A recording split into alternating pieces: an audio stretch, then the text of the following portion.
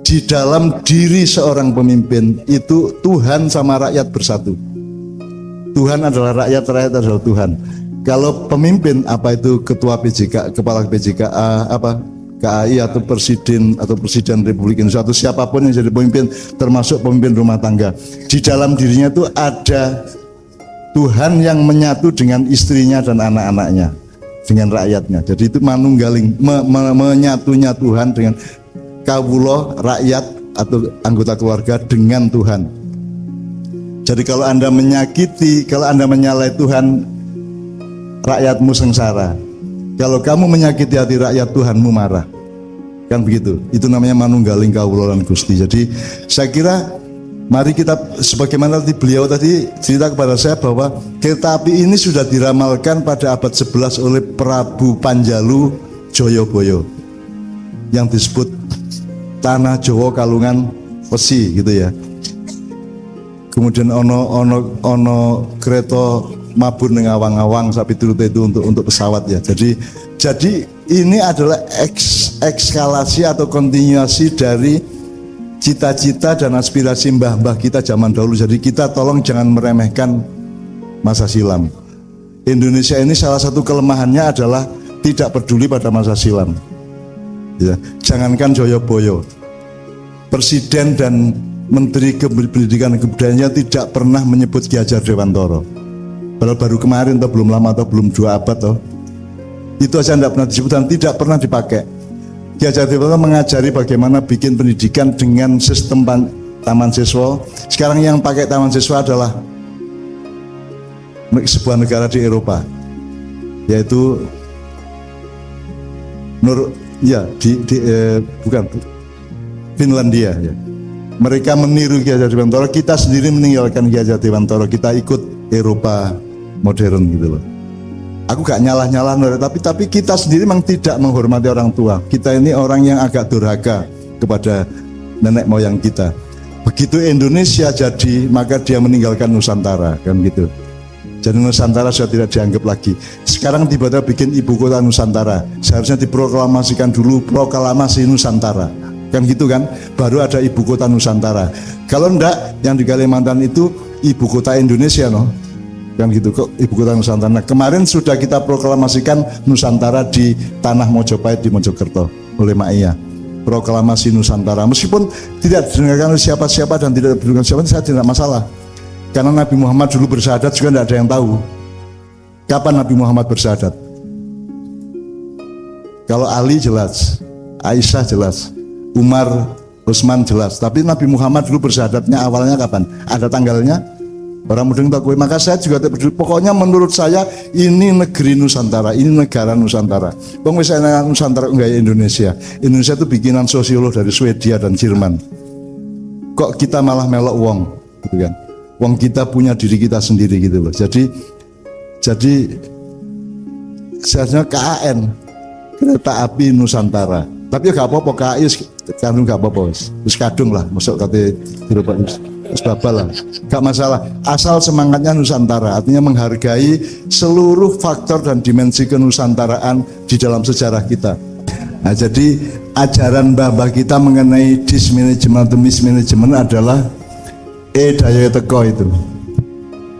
Dayo teko terus gelarno kloso. Nah, cicit dayo itu kan bukan hanya orang datang ke rumah orang lain. Dayo itu bisa apa saja. Gitu. Ilham dari Tuhan itu ya dayo. Belanda datang ke sini juga dayo. Nah, dayo itu bisa bermacam-macam. Agama datang itu kan juga dayo. Gitu. Jadi udan ya dayo. Jadi dayo itu begitu luasnya. Nah, dayo itu bermacam-macam. Ada yang membantu hidup kita, ada yang mengacau hidup kita, ada yang merampok kita, ada yang dayo itu kudu waspada kabeh.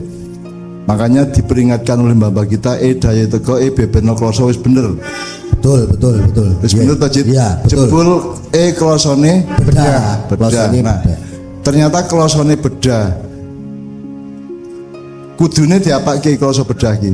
Diganti atau dijahit utawa ditutupi. Dayoh nggawa karpet. Anjir. Dayoh nggon lungguh sing kowe ora iso gawe. Akhire diganti karpet, nek karpete rusak kowe ora iso gawe meneh, akhirnya kowe kudu tuku nang dayohmu kuwi. Sama dengan banyak negara-negara di Afrika itu dibikinkan oleh RRC fasilitas-fasilitas yang mereka tidak bisa membangunnya, dan begitu agak rusak maka harus Cina lagi yang masuk untuk membangun. Jadi dayo itu bisa merupakan berkah rizki, bisa merupakan ancaman dan bahaya. Nah, treatmentnya tadi Mas. iya, Joyoboyo sudah mengatakan bahwa akan ada daya yang jenenge kalung besi. Nah, kalung besi ini jangan sampai menjadi bencana bagi rakyat Indonesia. Maka sungguh mulia perjuangan SPKA bahwa kereta api adalah perjuangan rakyat dan harus mensejahterakan rakyat. Itu mohon dipegang sampai kapanpun dan begitu. Karena bisa menjadi bahaya, bisa menjadi ancaman, bisa menjadi kontraproduktif kalau nanti KAI dibeli oleh korporasi, dibeli oleh orang berduit, dibeli oleh luar negeri apalagi gitu kan. Biar kowe numpak sepur sing duwe wong luar negeri, kalau saiki kowe ngombe aqua sing duwe wong Perancis. Dan banyak sekali yang kita nikmati, kita konsumsi tapi itu bukan milik kita lagi gitu kan. Makanya ada lagunya Leo Christie apa sing tanah dan bukan milik kita lah. Ya, tanahnya subur ijo royo tapi bukan milik kita. Anda tahu sekarang tolong diteliti, diriset, disurvei ya. Tanah yang sudah bukan menjadi milik kita lagi. Di Lamongan itu di pinggir jalan rumah-rumah penduduk sudah menjadi milik Cina semua. Di Gresik juga begitu. Dan itu sangat banyak di mana-mana, di banyak kabupaten. Artinya kita tidak bisa menjaga milik kita. Itu berarti kita tidak bisa menjaga martabat kebangsaan kita dan kerakyatan kita. Oleh karena itu dayoh ya macam-macam. Durung meneh cara kita mengatasi masalah ketika ada dayoh itu treatmentnya salah ya Cid ya. Dayoh kok belarno kloso. Kelasane berderah.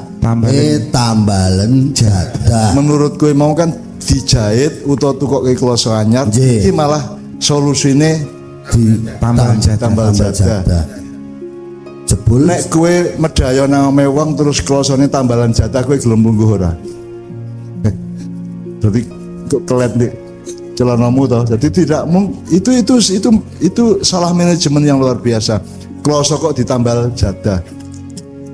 Terus jadahe mambu pisan, dayoe terhina kan? Jadi kita merusak silaturahmi, merusak persahabatan dan kekeluargaan karena dayoe kita suruh duduk di kloso sing ditambal jatah mambu. Terus jatah mambu malah pakake asu. Saiki ambek kowe survei asu kabeh takonono sing gelem mangan jatah mambu ora. Jadi itu juga menghina asu to kuwi.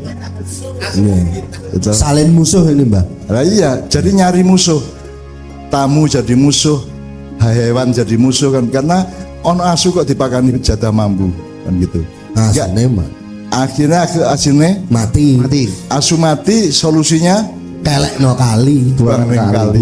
Salah lagi. Jadi saya kira SPKA harus setiap tahap menemukan atau mencari, kalau perlu istikharah dan banyak selawatan, banyak wiritan, banyak ibadah untuk supaya Allah menempatkanmu pada keputusan yang tepat, memberimu langkah yang tepat untuk cita-citamu kan. Robbi anzilni munzalan mubarakan wa anta khairul munzilin kan. Jadi kita tuh banyak salah keputusan.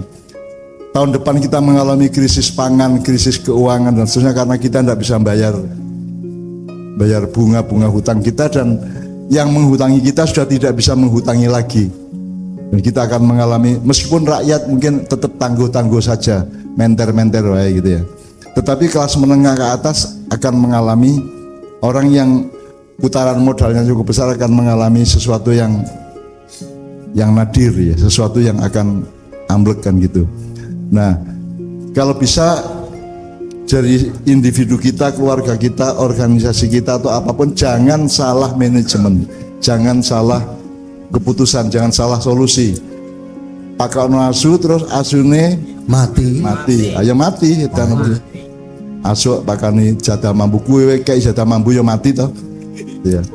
Terus buangan kali merusak lingkungan hidup. Jadi tadi sudah kehilangan teman, merusak pergaulan, terus kita juga bertengkar bermusuhan sama hewan dan binatang, itu terus kemudian bermusuhan dengan alam, kali kok dileboni asu mati gitu kan.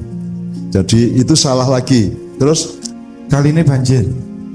nah kalau kali ini banjir sing kok salah lagi banjir itu, banyune itu salah lagi itu loh.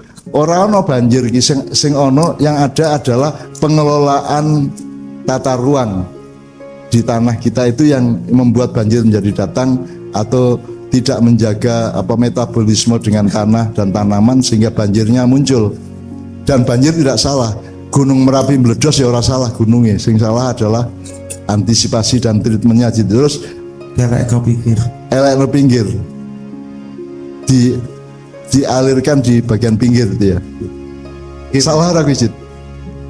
Kali ini dielek ke pinggir. Anu niku asune Mas. Asune. Oh asune. Nggih, digalekne pinggir. Jadi kue ngising neng kali kayak terus jendul neng silitmu kayak itu, ono jebul ono batang asu kan gitu kan. Terus Jebul pinggirnya santer. jebul Harusnya santer. arusnya banter terus Cendel malah cendele pager nih. malah candal ke pager asu to kuwi. Jadi sing asu ki asune apa wonge? Wonge to. Jadi kita ini kan penuh asu pokoknya. Tapi asu itu juga ada baiknya, air susu Umi. Nek asi air susu ibu, nek Umi kan ke bojomu susu lah kok Umi ngono to.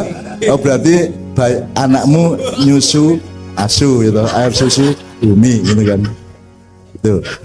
Terus channel ke pager, terus Pagernya ambruk. pagernya ambruk pisan. Jadi ada infrastruktur yang kita hancurkan sendiri karena kesalahan manajemen itu. Jadi ini saya kira ketoke meng daya itu kok kita cuma lagu rap desa, tapi itu sangat-sangat memberi pelajaran pada kita untuk supaya kita tepat memanage sesuatu, mengelola sesuatu kan gitu.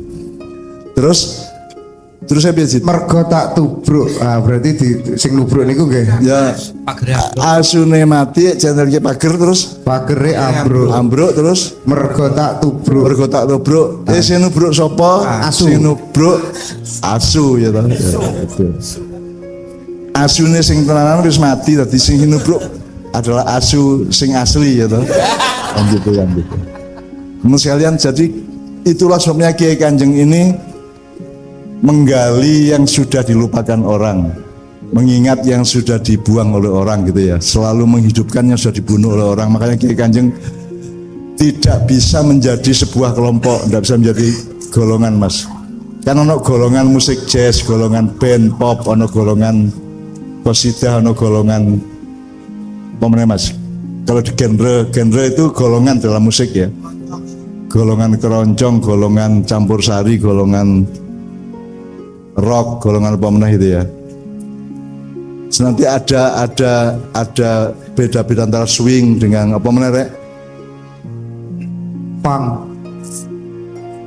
Terus R&B ngono-ngono gitu. Soul gitu ya. Nah, Kiai Kanjeng tidak mau menjadi golongan karena Rasulullah mengatakan kita ini umat yang satu. Jadi Kiai Kanjeng mengandung semua itu. Apa yang diperlukan, yang manfaat, yang baik itu yang kita ekspresikan. Nah, Kiai Kanjeng bukan grup apapun, bukan golongan apapun gitu ya.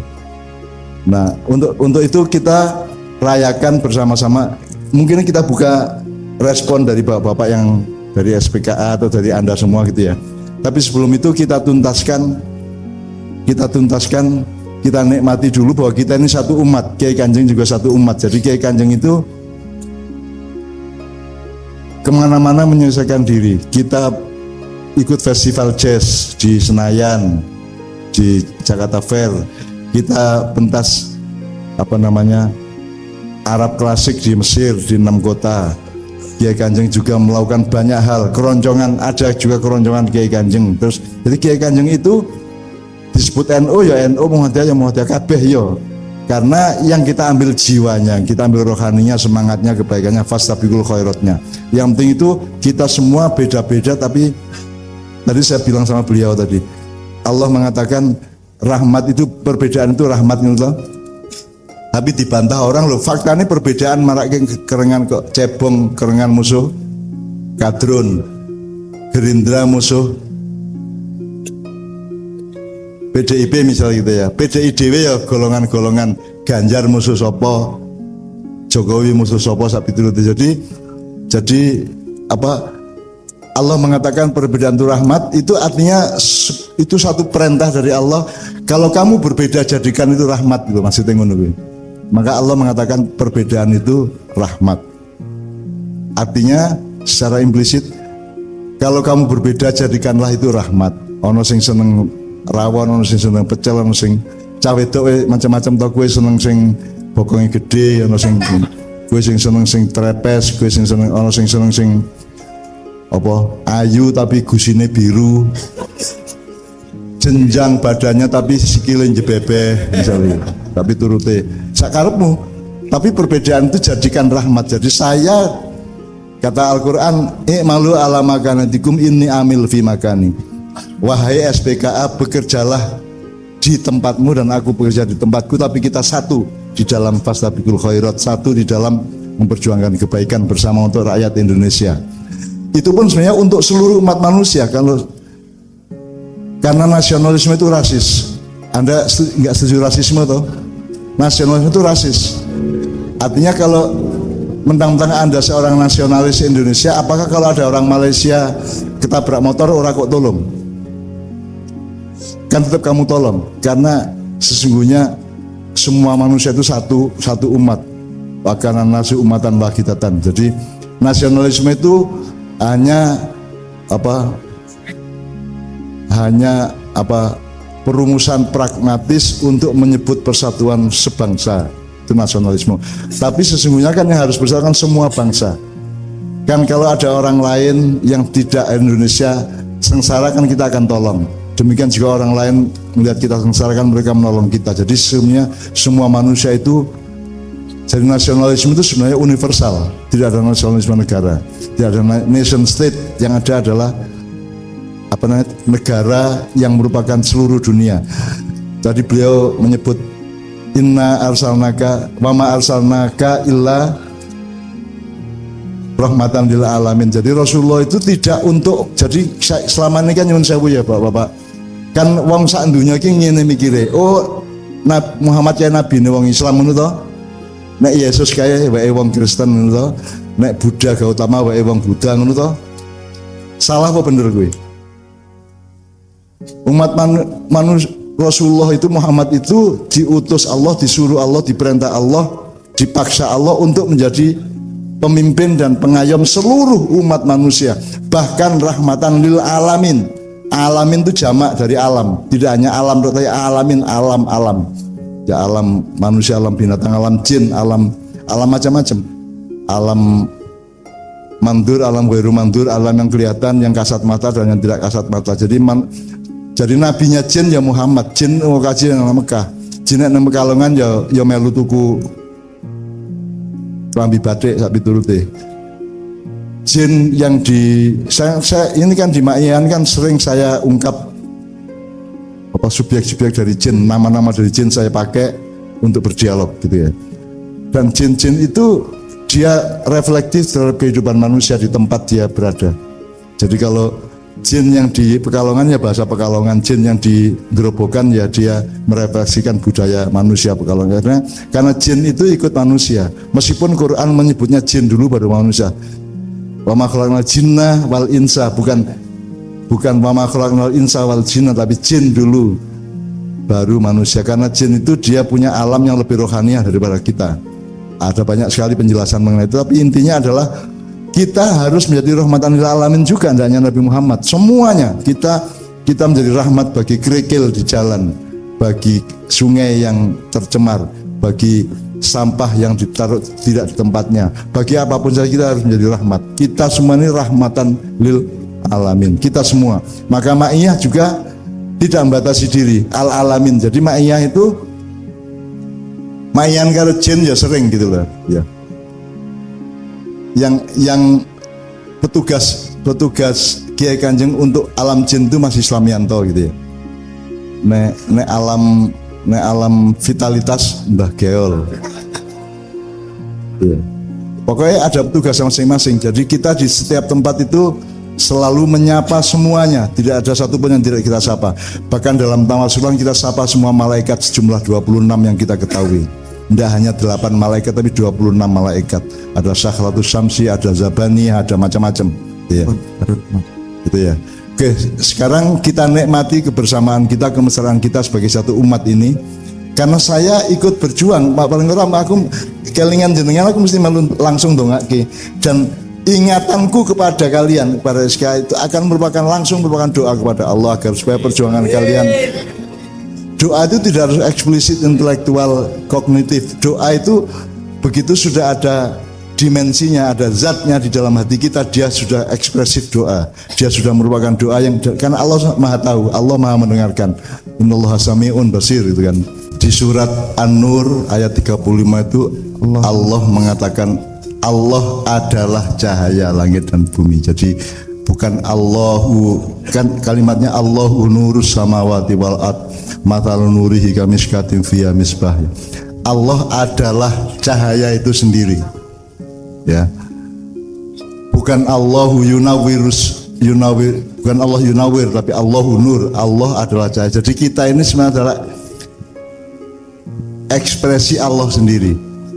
Jadi kalau secara syar'i kita menyebut kita ini ciptaan Allah, tapi secara hakiki kita adalah refleks atau kita pancaran Allah itu sendiri. Jadi karena kita ini pancaran Allah, nah pancaran Allah yang utama adalah Muhammad, maka Muhammad juga cahaya. Allah itu cahaya, Muhammad cahaya, dan kita semua harus menjadi cahaya. Maka yang namanya ideologi dan teknokrasi adalah mencahayai kehidupan. Anda memperjuangkan kesejahteraan rakyat SPKA ini adalah Anda sedang mencahayai nasib rakyat yang begitu.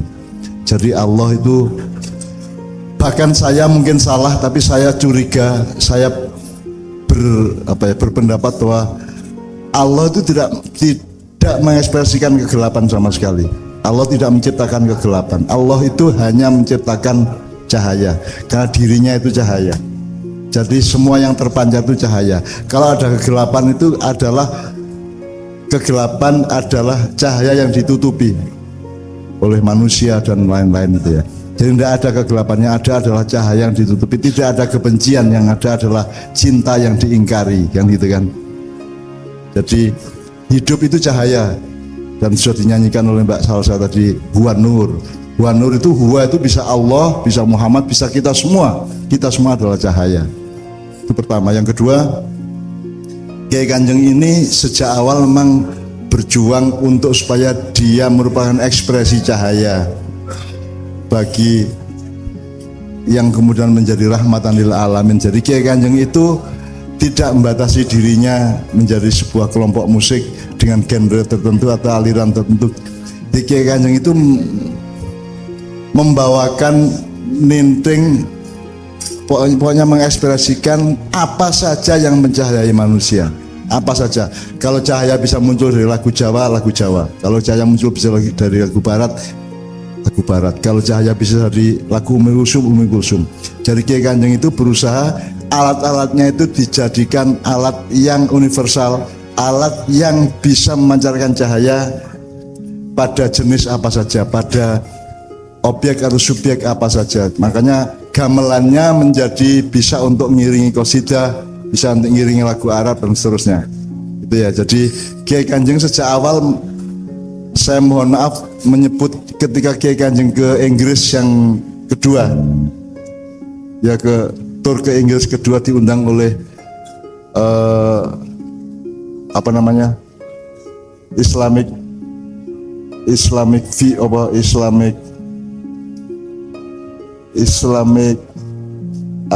judul acara Islamic View of Excellence. Itu Kiai Kanjeng ditonton oleh Perdana Menteri Inggris pada waktu itu, dan Perdana Menteri Inggris mengatakan, saya punya ide bahwa seluruh negara di dunia dan umat manusia ini dikelola secara Kiai Kanjeng mengelola musik, yang tidak mengutamakan golongan-golongan tapi mempersatukan semua golongan, mempersatukan semua genre, mempersatukan semua hasil bunyi alat-alat. Maka Kiai Kanjeng gamelan pun dibikin sedemikian rupa supaya bisa mengekspresikan seluruh jenis cahaya yang ada dalam kehidupan.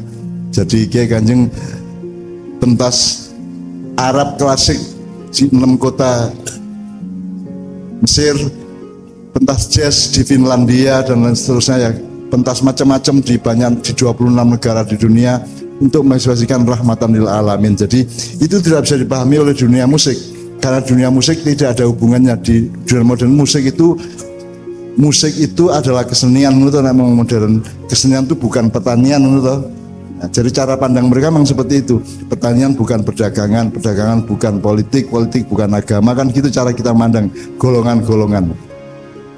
Merencau-merencau atau di kotak-kotak. Sementara kita memandang hidup ini adalah sebuah kesatuan yang nyawiji yang harus diajarkan terus-menerus. Maka Kiai Kanjeng juga tidak bisa dipahami dan tidak bisa diterima oleh belantika musik Indonesia. Tidak ada musik Kiai Kanjeng di Indonesia dan di dunia, tidak ada.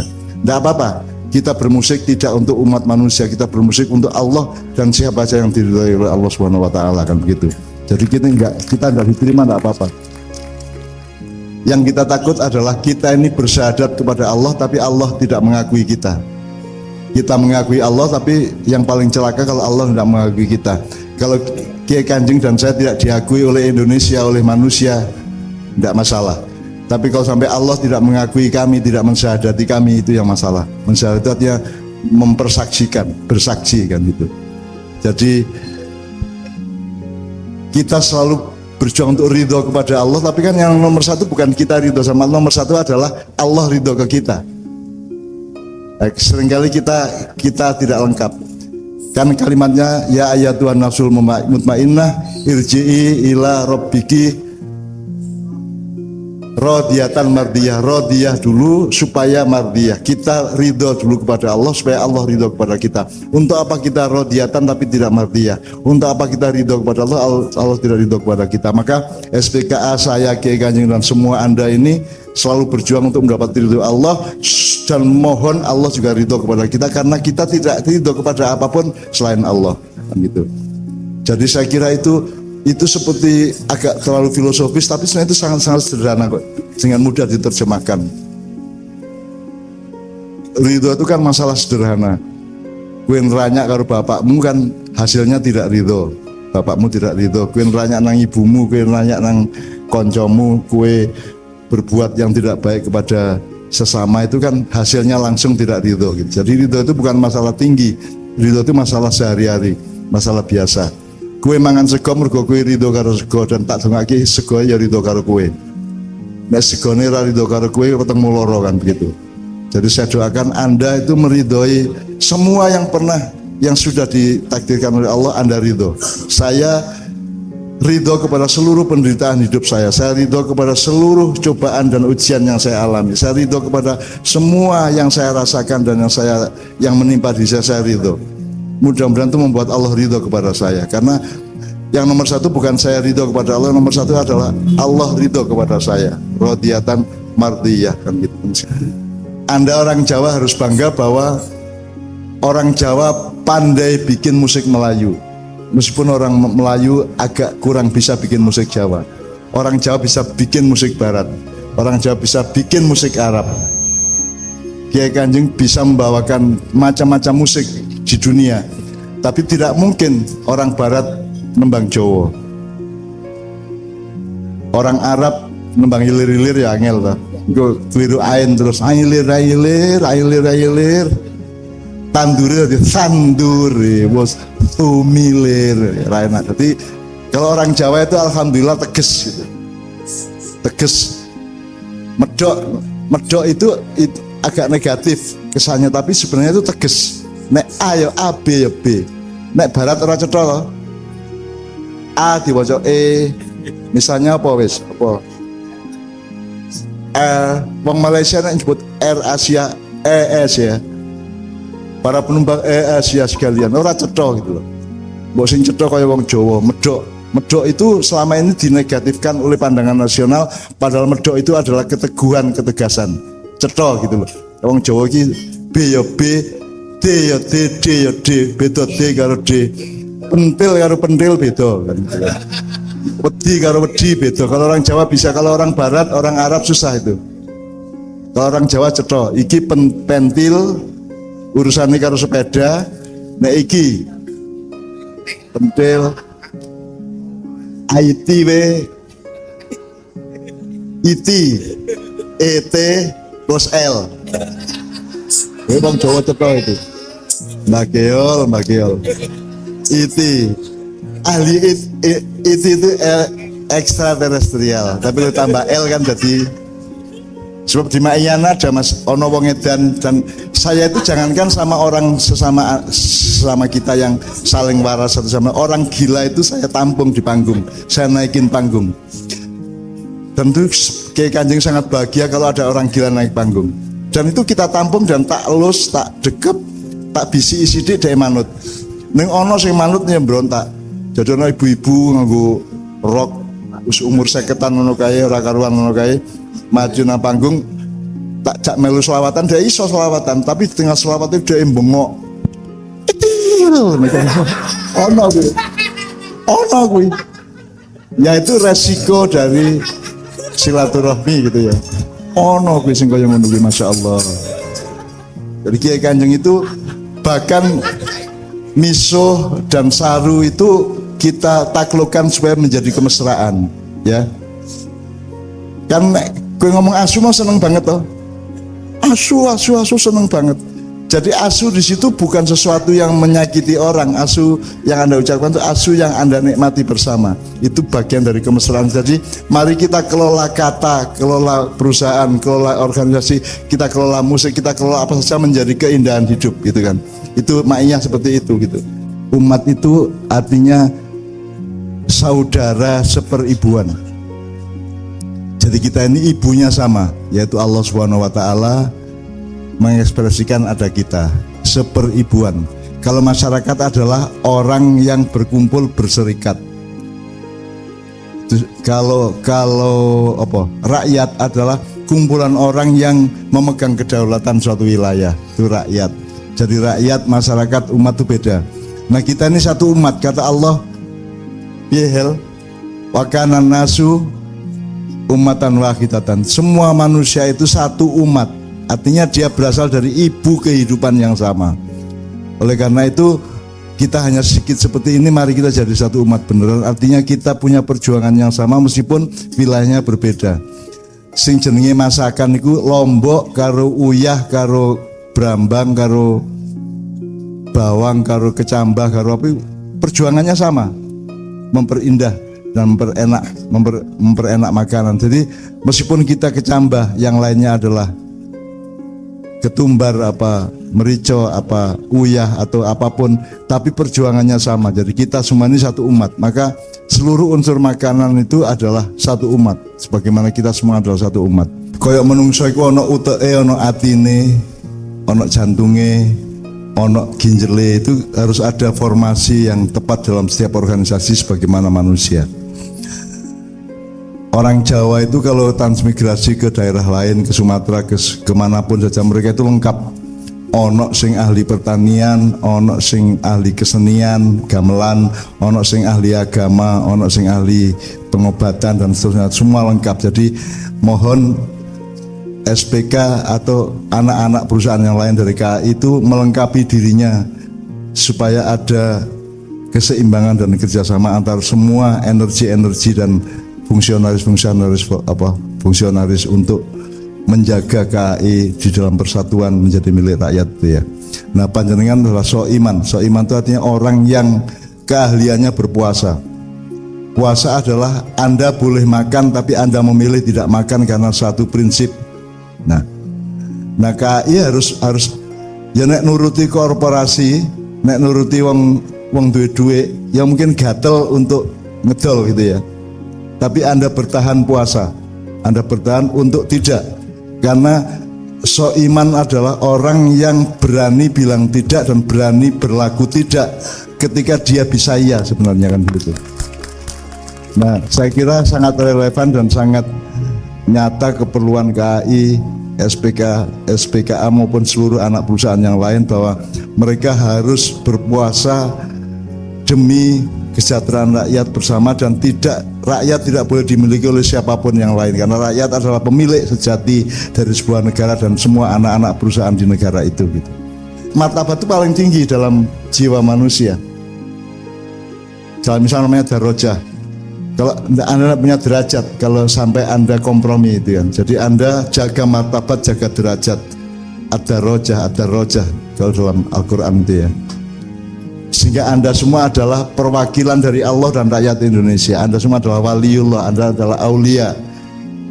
Karena dalam urusan wali atau jamaknya aulia ini Allah sangat luar biasa memberi makna. Jadi kalau dalam organisasi wakil itu ya wakil, ketua. Tapi kalau Allah itu wali kita. Tapi kita juga walinya Allah. Kan dahsyat itu. Jadi ada satu metabolisme makna yang luar biasa, satu putaran makna, bulatan makna yang luar biasa. Jadi Anda semua adalah wali Allah dan Allah adalah wali kita. Makanya wakafa billahi waliya, wakafa billahi wakila, wakafa billahi nasiro, gitu ya. Wakafa billahi hafidho. Jadi syukur ada kelompok-kelompok wirid yang rutin di SPKA dan anak perusahaan yang lain, khususon lah pokoknya disediani wedang karo panganan didik. Misalnya KAI lahir tahun berapa dicari wetonnya misalnya ya. Weton itu jangan dimarahi, jangan dianggap klinik juga. Weton itu kan tanda teknis dari koordinat waktu. Jadi orang lahir Kemis Kliwon itu silang antara Kemis Masehi dengan Kliwon Primbon Jawa gitu ya. Itu sebuah titik koordinat. Jadi itu bukan itu sama dengan Anda itu GPS gitu loh.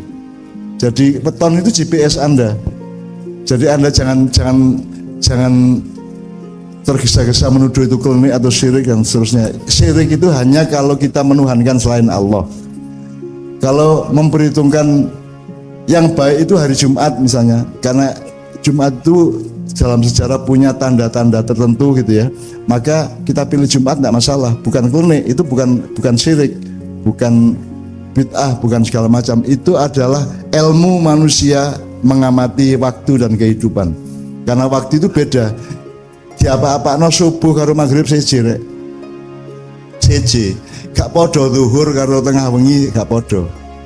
Dan itu ada hikmahnya masing-masing, ada algoritma naturalnya masing-masing, ada urusannya masing-masing. Jadi kalau kita milih waktu, misalnya makanya sholat subuh itu pada interval sholat subuh, tidak pada interval zuhur. Itu bukan klinik, yang memang Allah menentukan dan kita menyetujui bahwa yang terbaik itu sholat subuh itu jam sekian sampai jam sekian tuh kita hitung secara teknis waktu ya. Itu bukan klinik, Allah sendiri kan menentukan iki Kemis, iki aku njaluk. Mari kita belajar dari awal lagi gitu ya. Jadi belajar ABCD, IBCD, alif ba ta apa Bono Coroko itu kita pelajari supaya kita tidak mudah terpeleset atau kecil hati karena dituduh macam-macam.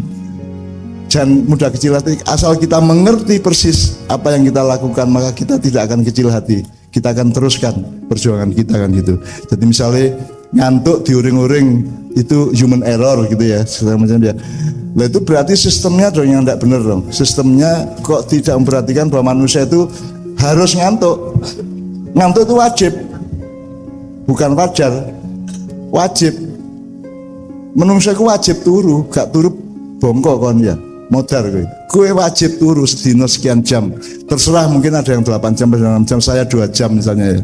Tapi itu wajib, saya wajib ikhtilafil laili wan nahar, pergantian siang dan malam dalam diri kita adalah kapan kita bangun, kapan kita bekerja, kapan kita tidur, itu ikhtilafil laili wan nahar. Itu adalah tafsir terhadap pergantian siang dan malam. Jadi setiap manusia itu punya siangnya sendiri, punya malamnya sendiri. Saya aremanya jam 2 bengi cek sore gitu ya. Itu siang malamnya maknya gitu. Nanti semua orang berbeda-beda. Ada orang jam 9 malam sudah ngantuk, sudah tidur, tidak apa-apa tidur. Ada orang jam 1 malam baru bisa tidur, tidak apa-apa. Setiap orang harus menentukan siang malamnya sendiri, pagi dan sorenya masing-masing gitu. Itu tidak masalah, itu ikhtilafil laili wan nahar dalam Al-Quran. Jadi itu bukan klinik. Allah sendiri menentukan sholat 5 waktu itu kan ada koordinat waktunya, ada intervalnya kan gitu. Itu bukan klinik, memang cocokin subuh itu 2 rakaat. gitu ya. Nah itu baru kita ketahui besok-besok mungkin ya. Kenapa kok subuh 2 rakaat wong jek seger kok mbok 17 rakaat kuat dia. Awan-awan tengah-tengahnya buat kiai sholat duhur malah papat, subuh malah loro, terus kon muring-muring karo Gusti Allah. Kamu belum tahu. Jadi kalau kamu membantah sesuatu itu harus jelas bahwa kamu tahu. Nah, masalahnya kita belum tahu. Dan kita ini lebih baik, ada banyak hal yang kita lebih baik tidak tahu. Di dalam diri seorang pemimpin itu Tuhan sama rakyat bersatu. Tuhan adalah rakyat, rakyat adalah Tuhan. Kalau pemimpin, apa itu ketua PJK, kepala PJKA, apa KAI atau presiden Republik Indonesia atau siapapun yang jadi pemimpin, termasuk pemimpin rumah tangga, di dalam dirinya itu ada Tuhan yang menyatu dengan istrinya dan anak-anaknya, dengan rakyatnya. Jadi itu manunggaling, menyatunya Tuhan dengan kawula rakyat atau anggota keluarga dengan Tuhan. Jadi kalau Anda menyakiti, kalau Anda menyalahi Tuhan, rakyatmu sengsara. Kalau kamu menyakiti hati rakyat, Tuhanmu marah. Kan begitu. Itu namanya manunggaling kawula lan Gusti. Jadi saya kira mari kita, sebagaimana beliau tadi cerita kepada saya bahwa kereta api ini sudah diramalkan pada abad 11 oleh Prabu Panjalu Joyoboyo yang disebut Tanah Jawa Kalungan Wesi gitu ya. Kemudian ono kereta mabur ning awang-awang sapi turut itu untuk pesawat ya. Jadi ini adalah ekskalasi atau kontinuasi dari cita-cita dan aspirasi mbah-mbah kita zaman dahulu. Jadi kita tolong jangan meremehkan masa silam. Indonesia ini salah satu kelemahannya adalah tidak peduli pada masa silam. Ya, jangankan Joyoboyo, Presiden dan Menteri Pendidikan dan Kebudayaan tidak pernah menyebut Ki Hajar Dewantara. Padahal baru kemarin atau belum lama atau belum 2 abad toh. Itu aja tidak pernah disebut dan tidak pernah dipakai. Ki Hajar Dewantara mengajari bagaimana bikin pendidikan dengan sistem taman siswa. Sekarang yang pakai taman siswa adalah sebuah negara di Eropa, yaitu bukan Finlandia ya. Mereka meniru Ki Hajar Dewantara, kita sendiri meninggalkan Ki Hajar Dewantara, kita ikut Eropa modern gitu loh. Aku gak nyalah-nyalah, tapi kita sendiri memang tidak menghormati orang tua. Kita ini orang yang agak durhaka kepada nenek moyang kita. Begitu Indonesia jadi, maka dia meninggalkan Nusantara, kan gitu. Jadi Nusantara sudah tidak dianggap lagi. Sekarang tiba-tiba bikin ibu kota Nusantara. Seharusnya diproklamasikan dulu proklamasi Nusantara. Kan gitu kan, baru ada ibu kota Nusantara.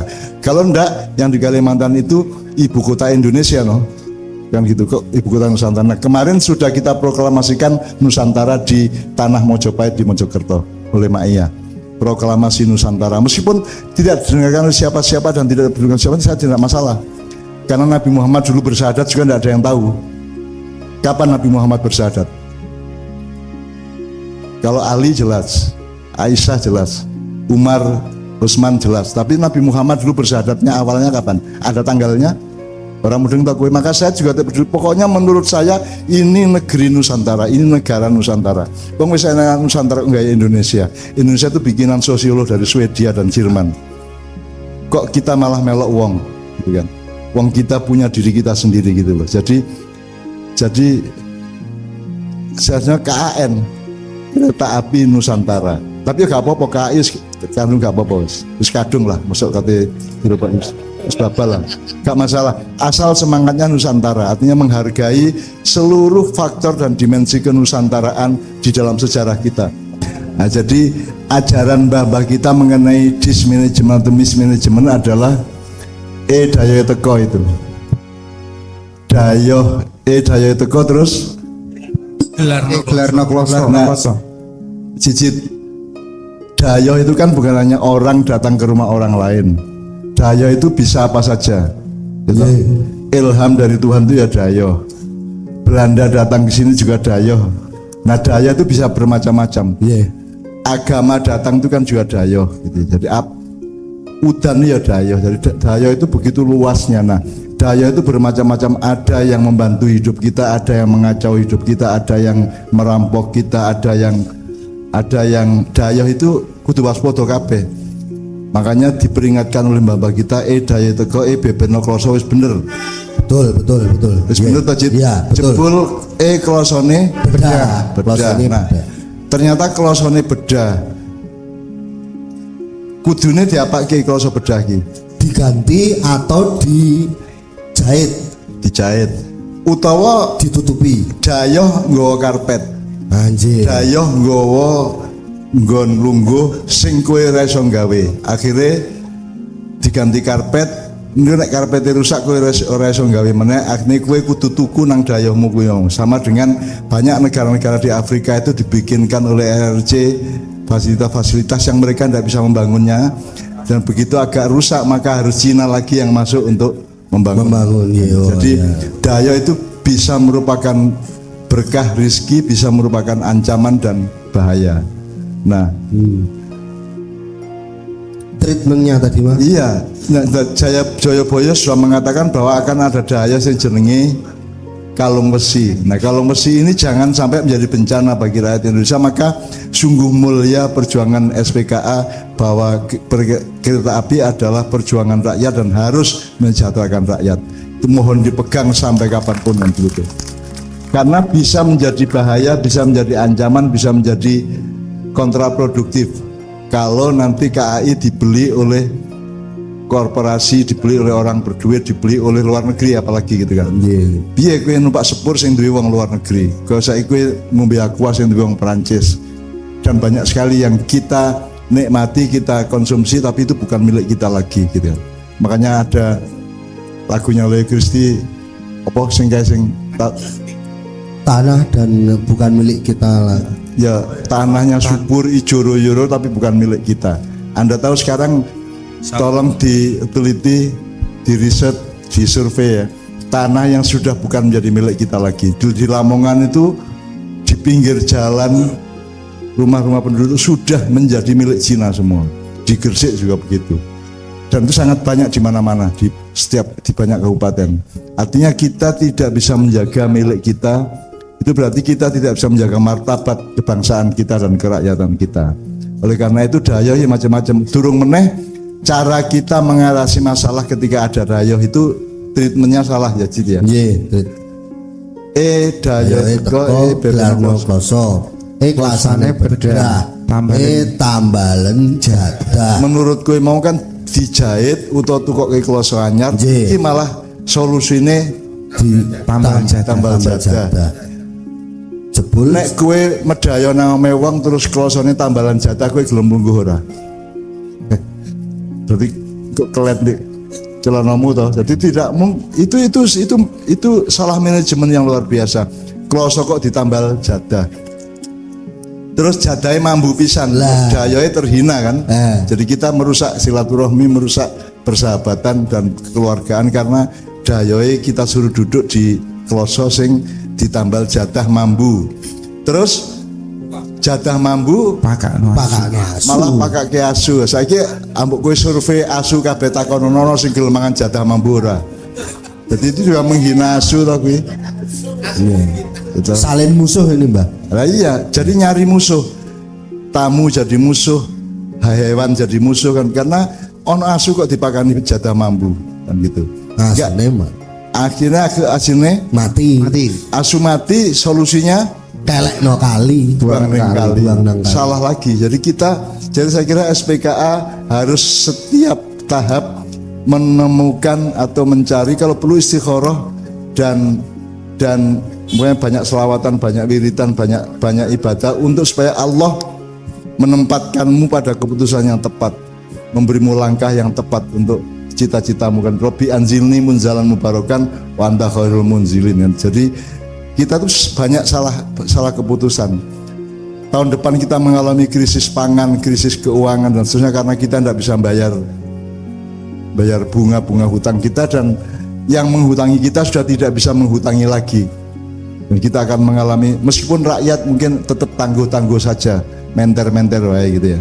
Tetapi kelas menengah ke atas akan mengalami, orang yang putaran modalnya cukup besar akan mengalami sesuatu yang nadir ya, sesuatu yang akan amblek kan gitu. Nah, kalau bisa dari individu kita, keluarga kita, organisasi kita atau apapun, jangan salah manajemen, jangan salah keputusan, jangan salah solusi. Pakai asu terus asune Mati. ayo mati kita asu pakani jadah mambu kue kayak jadah mambu ya mati toh ya. Terus buangan kali merusak lingkungan hidup. Jadi tadi sudah kehilangan teman, merusak pergaulan, terus kita juga bertengkar, bermusuhan sama hewan dan binatang, itu terus kemudian bermusuhan dengan alam, kali kok dileboni asu mati gitu kan. Jadi itu salah lagi. Terus Kali ini banjir. nah kalau kali ini banjir sing kok salah lagi banjir itu, banyune to. Salah lagi itu. Loh, ora ono banjir ki sing ono yang ada adalah pengelolaan tata ruang di tanah kita itu yang membuat banjir menjadi datang atau tidak menjaga metabolisme dengan tanah dan tanaman sehingga banjirnya muncul. Dan banjir tidak salah. Gunung Merapi meledos ya ora salah gunungnya, sing salah adalah antisipasi dan treatmentnya. Terus Elek kau pikir. elek no pinggir dialirkan di bagian pinggir itu ya. Salah ora Cid? Kali ini dielek ke pinggir. Anu niku asune. Mas. Asune. Oh asune. Nggih, dikarene pinggir. Dadi kue ngising ning kali kae terus jendul ning silitmu kae to, ana jebul ana batang asu kan gitu kan. Terus Jebul pinggire santer. jebul Harusnya banter. arusnya banter terus Cendel malah dicendeli pager nih. malah candal ke pager asu to kuwi. Jadi sing asu ki asune apa wonge? Wonge to. Jadi kita ini kan penuh asu pokoknya. Tapi asu itu juga ada baiknya, air susu Umi. Nek asi air susu ibu, nek Umi kan ke bojomu susu lah kok Umi ngono to. Oh berarti anakmu nyusu asu gitu, air susu Umi gitu kan. Tuh. Terus channel ke pager, terus Pagere ambruk. pagernya ambruk pisan. Jadi ada infrastruktur yang kita hancurkan sendiri karena kesalahan manajemen itu. Jadi ini saya kira ketoke emang daya itu kok kita cuma lagu rap desa, tapi itu sangat-sangat memberi pelajaran pada kita untuk supaya kita tepat memanage sesuatu, mengelola sesuatu kan gitu.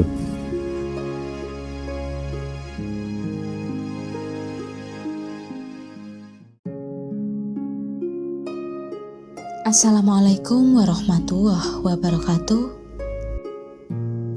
Seringkali sebagian dari kita merasa berpuas diri ketika sudah melakukan suatu kebaikan, alih-alih mencoba menjaga kebaikan tersebut agar tetap terus berjalan, atau mungkin karena kelalaian kita saja. Hingga terkadang kita masih menganggap keduanya sama.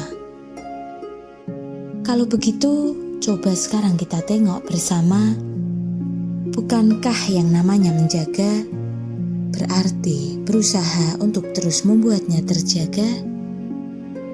Menjaga kebaikan berarti ya menjaga kebaikan. Berusaha agar kebaikan tersebut tetap terus jaga.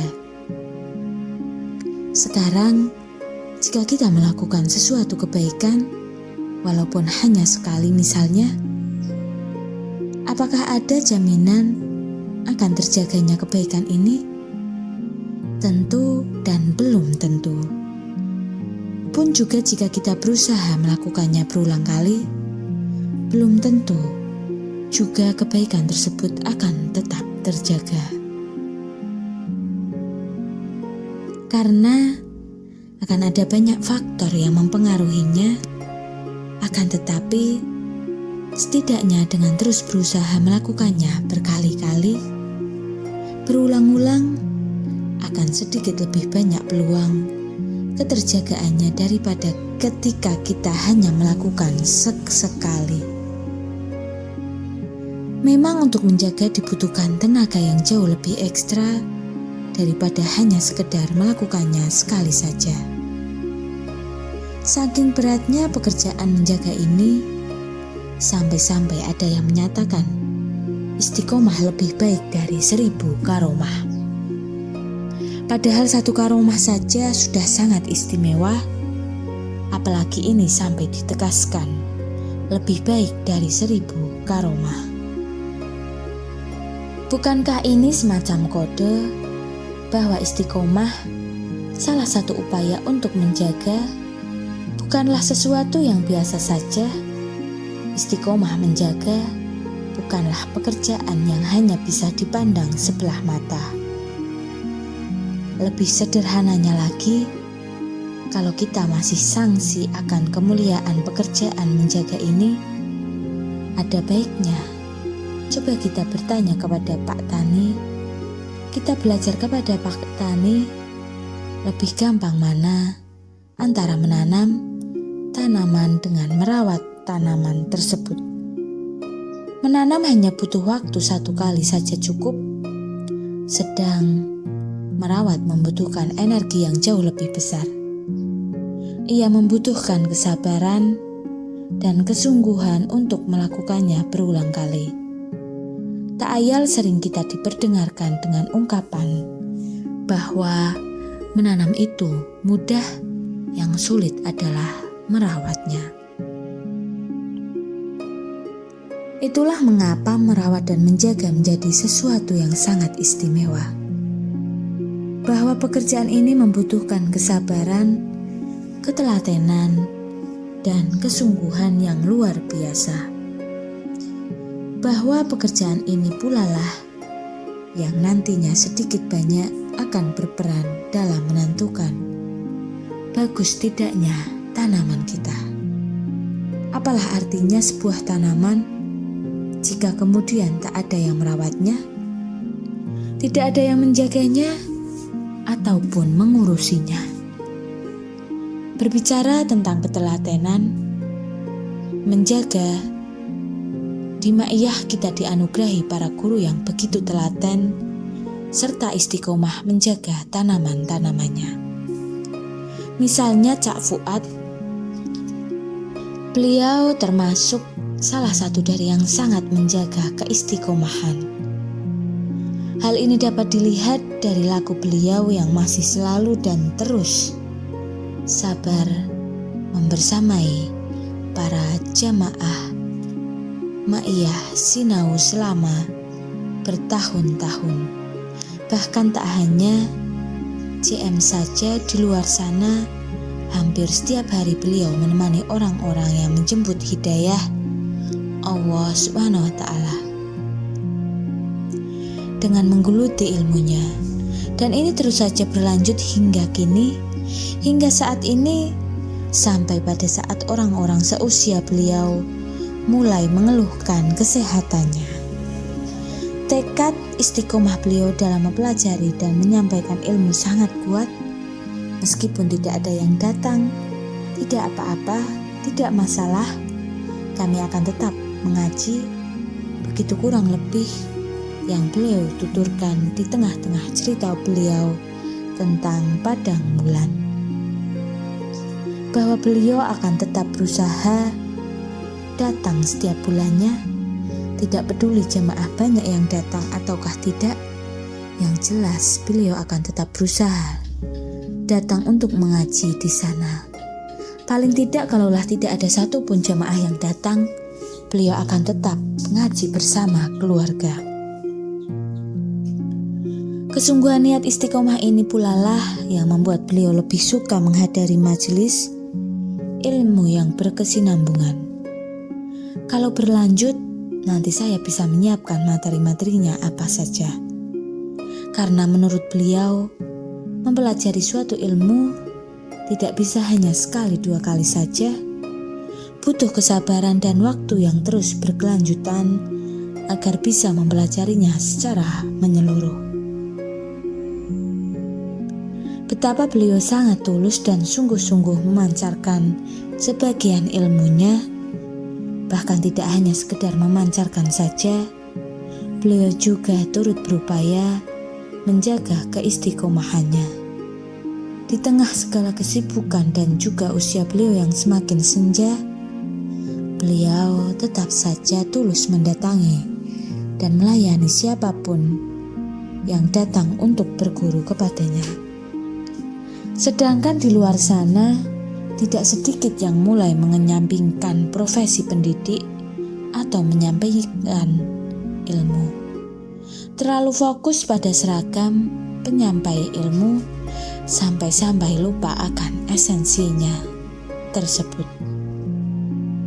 Di dunia pendidikan misalnya, menurut beliau, sistem pendidikan yang bagus itu seperti sistem yang ada di pesantren, bahwa setiap santri diberikan kesempatan untuk bisa langsung belajar kepada sang guru, dan sebaliknya sang guru bisa langsung memonitor santrinya satu persatu, sehingga guru bisa tahu perkembangan setiap santri dan sang guru pun bisa memperlakukan setiap santri dengan tepat sesuai dengan batas kemampuan dan kondisi si santri.